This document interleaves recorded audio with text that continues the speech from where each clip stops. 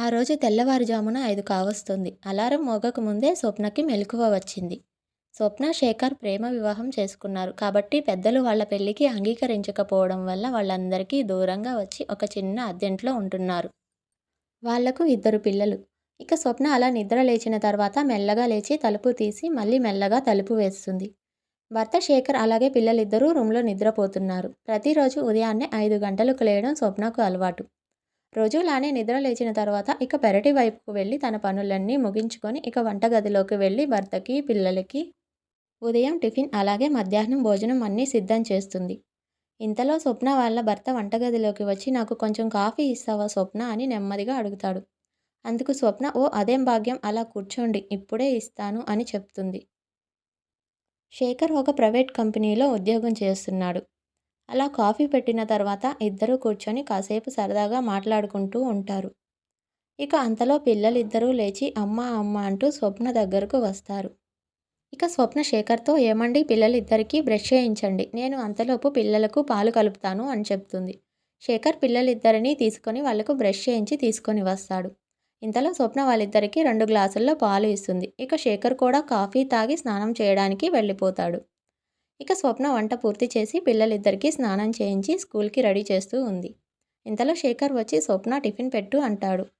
భర్త పిల్లలిద్దరికీ టిఫిన్ పెట్టి పిల్లలని స్కూల్కి అలాగే భర్తని ఆఫీస్కి సాగనంపుతుంది. ఇక అందరూ వెళ్ళిన తర్వాత స్వప్న కూడా తిని ఇంట్లో పనులన్నీ పూర్తి చేసుకుంటుంది.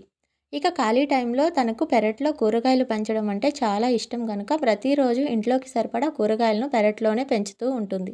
స్వప్న, శేఖర్ ఎంతో అన్యోన్యంగా సంతోషంగా ఉండేవారు. అలా కొన్ని రోజులు గడిచిన తర్వాత శేఖర్ పనిచేసే ఆఫీసులో ఏదో ప్రాబ్లం వచ్చిందని కొన్ని నెలలు ఆఫీస్ని మూసేశారు. ఇక శేఖర్ అప్పటి నుంచి ఇంట్లోనే ఉంటున్నాడు. ఈలోపు ఏదైనా ఉద్యోగం చేయాలి అనుకున్నా కూడా ఆఫీస్ మళ్ళీ ఎప్పుడు తీసినా వెళ్ళవలసి వస్తుంది కాబట్టి వేరే ఉద్యోగం ఏదీ చూసుకోవట్లేదు.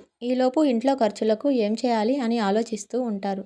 అప్పుడు స్వప్నకు ఒక ఆలోచన వస్తుంది. తన భర్తతో ఇలా అంటుంది. మన పెరట్లో కూరగాయలు ఎక్కువగానే పండుతున్నాయి కదా, మనం వండుకోగా ఎక్కువగానే మిగులుతున్నాయి కాబట్టి మనం ఎక్కువ మోతాదులో స్వచ్ఛమైన కూరగాయలను పండించి వాటిని మార్కెటింగ్ చేద్దాం అని సలహా ఇస్తుంది.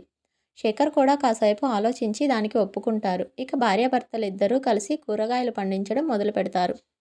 కొద్ది రోజుల్లోనే వాళ్ళు పండించిన కూరగాయలకి మార్కెట్లో చాలా మంచి పేరు వస్తుంది. ఇక అప్పటి నుంచి దానినే మంచి బిజినెస్గా చేసుకొని ఇప్పుడు శేఖర్ అలాగే స్వప్న సొంతంగా వ్యాపారం మొదలుపెట్టారు. ఇక శేఖర్ కూడా ఉద్యోగం మానేసి అప్పటి నుంచి భార్యాభర్తలిద్దరూ కలిసి కూరగాయల మార్కెటింగ్ చేసి మంచి స్థాయికి ఎదుగుతారు. ఇప్పుడు వాళ్ళకి డబ్బుకు ఎటువంటి లోటు లేదు, బాగానే సంపాదిస్తున్నారు. ఇక స్వప్న అలాగే శేఖర్ వాళ్ళ తల్లిదండ్రులు కూడా స్వప్న వాళ్ళను క్షమించి అప్పుడప్పుడు వాళ్ళ దగ్గరికి వస్తూ పోతూ ఉన్నారు. ఇక పిల్లలు కొంచెం కొంచెం పెద్దయిన తర్వాత వాళ్ళని మంచి కాలేజీల్లో చేర్పించి మంచి చదువులు కూడా చెప్పిస్తున్నారు. ఇక పిల్లలు బాగా చదువుకొని మంచి ఉద్యోగాల్లో సెటిల్ అయ్యారు. ఇప్పుడు వాళ్ళు వేరే దేశంలో కూడా ఉంటున్నారు. ఇక ఇక్కడ స్వప్న, శేఖర్ బిజినెస్లో మంచి స్థాయికి వచ్చారు. ఇక పిల్లలిద్దరికీ పెళ్లి చేసి వాళ్ళని సెటిల్ చేసేశారు. ఇక స్వప్న, శేఖర్ ఒకరికొకరు తోడుగా ఉంటూ 10 మందికి ఉపాధి కూడా కల్పించి ఎంతో సంతోషంగా కాలం గడుపుతున్నారు. అప్పుడప్పుడు తన పిల్లలు వచ్చి అమ్మానాన్నలతో ఎక్కువ సమయమే గడిపి వెళ్తూ ఉండేవాళ్ళు. ఎప్పుడైతే భార్యాభర్తలు ఒకరికి ఒకరం గౌరవం, విలువలు ఇచ్చుకుంటారో అప్పుడే వారి కాపురం సజావుగా సాగుతుంది. అలాగే స్వప్న, శేఖర్ కూడా ఒకరికొకరు తోడుగా ఉంటూ ఇప్పటికీ అన్యోన్యంగా ఉంటున్నారు.